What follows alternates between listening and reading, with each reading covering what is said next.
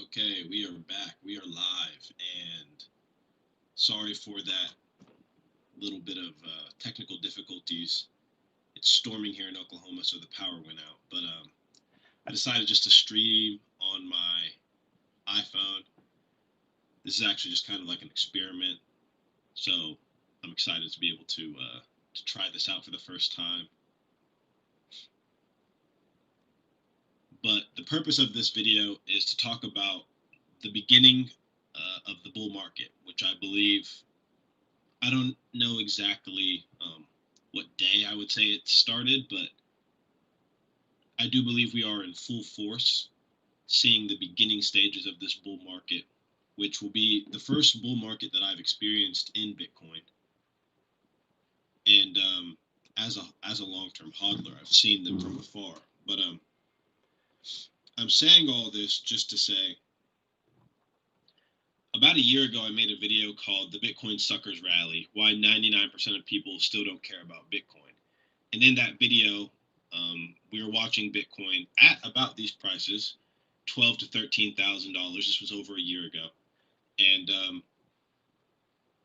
basically, what I argued in that video is that we were not in a bull market. We were in what I was calling the Bitcoin Suckers Rally, and my main thinking around this was that 99% of people still didn't give a shit. They didn't care about sound money. They didn't care about money printing. They didn't care about store value. They didn't care about unconfiscatability, censorship resistance. They just simply didn't care.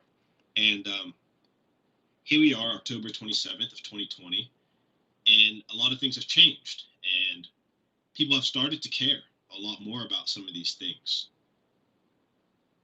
I think the sort of impetus for people's acknowledgement around, starting to question what is money and where does money come from started with coronavirus, and here in the United States specifically, the $1,200 that was distributed to a majority of the adult Americans.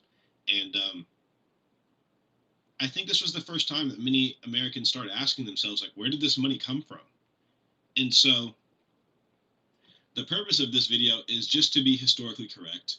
I think today, for me personally, was just kind of like this aha moment of realizing that the bull market has begun. We are in the bull market, and we are still very early stages of this bull market. And I had some charts pulled up on YouTube or on my computer before the outage, and I don't want to go try to find them again, but I'll try to remember them. I know one of them was the difficulty ribbon of Willy Woo, which the ribbon has recently come out of a compressed period. It has started expanding, which is typically a sign of, well, it's a sign that miners are getting strong, right? And you typically want to buy when miners are capitulating. You want to buy whenever miners are turning off their machines, because this is an indication that we are at the ground level, because miners kind of set the floor. Their expenses is like kind of, I guess, the ground floor price, because they're not going to mine for they're not going to mine at a loss. They're at least going to break even. I'm sorry about the closet in the background. Another chart was the Mayer multiple, which actually I am going to pull that one up just because it should be quick and easy, and I do want the exact numbers. We're at mayermultiple.info. This to me is just like one of the easiest, most basic, like this is elementary to me. And this is kind of like one of the, I guess, ground level analysis of Bitcoin, because what the Mayer multiple is, it is the 200-day moving average divided by the current price, or it's the current price over the 200-day moving average.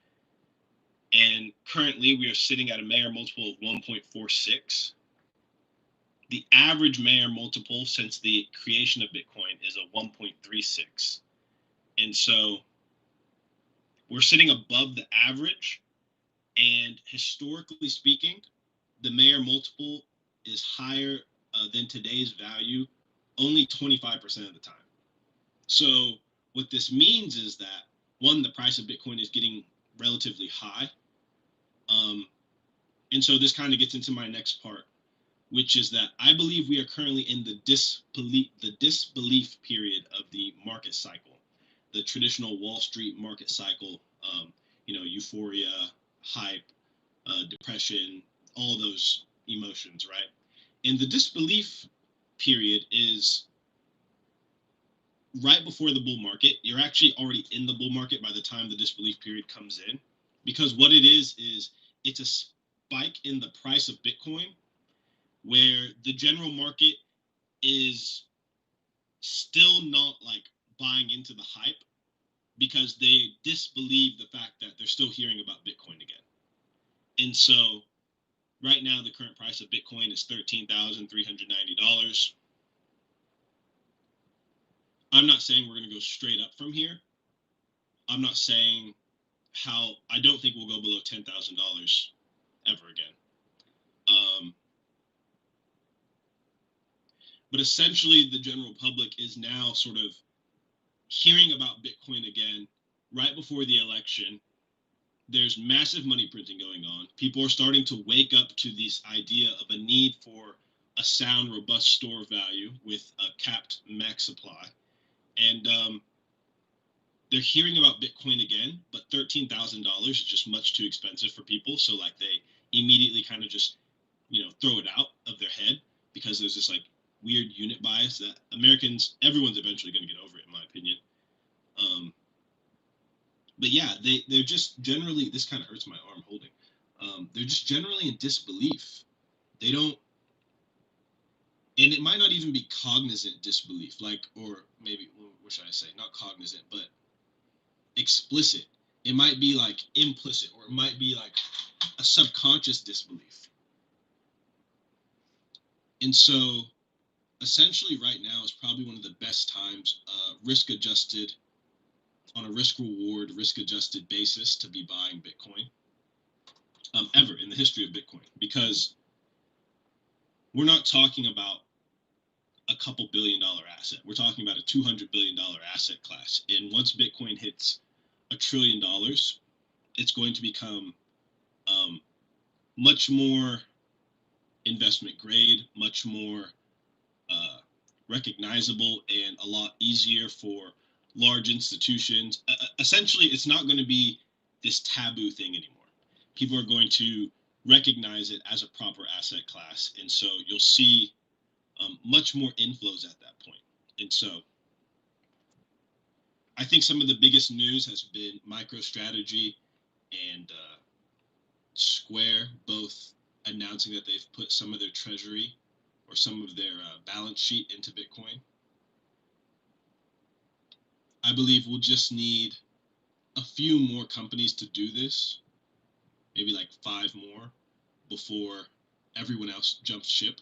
The moment that Apple, Amazon, Google, Netflix, one of those companies announces that they've moved a portion of their balance sheet into Bitcoin, I believe that that's whenever this thing will really take off. And so PayPal's announced that they've gotten in the game. We're generally in the disbelief period, but this next bull run is going to be something of the ages. And so I just wanted to kind of document this moment because it's become abundantly clear what's happening to me. And so very shortly, I'm going to release a video talking about just sort of the general, what my portfolio looks like in terms of percentages, and also probably just name all the projects I'm invested in, just because I want to be historically correct and maybe talk to you guys a little bit about that distribution and what it looks like. Thank you guys for watching. I'll see you in the next video. Peace. If I can figure out how this ends.